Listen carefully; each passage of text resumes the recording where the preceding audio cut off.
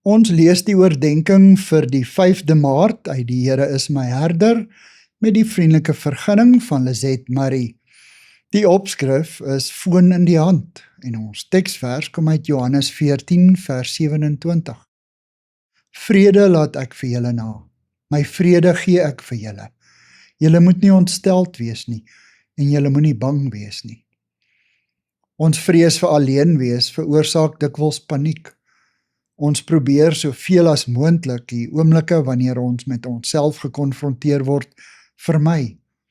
Daarom vul ons die stiltes met TV-programme, Facebook-gesprekke, WhatsApp-boodskappe. Ons raak afhanklik van ons fone, die internet, YouTube en realiteitsreekse.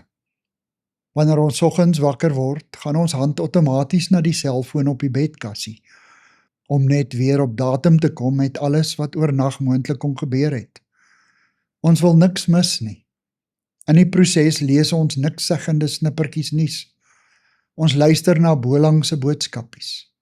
Ons kyk na snaakse video's van onbekende mense. En môre is daar 'n hele rits nuwe onbenullighede op die skerms in ons lewe.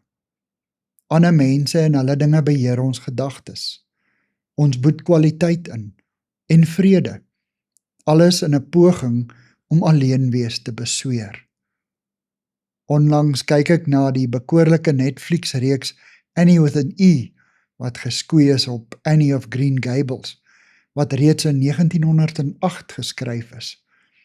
Wanneer iemand 'n brief wil stuur, gaan sit die persoon by 'n skryftafeltjie, neem 'n vel papier en doop die pen in ink.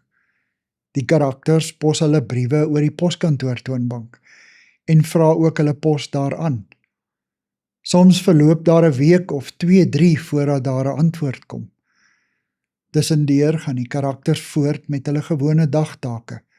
Daar's genoeg alleentyd, stilte en nadinktyd.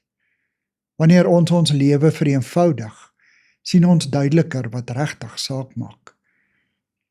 Heilige Gees, vul my met u stilte en vrede, dan sal ek nie alleen wees nie. Amen.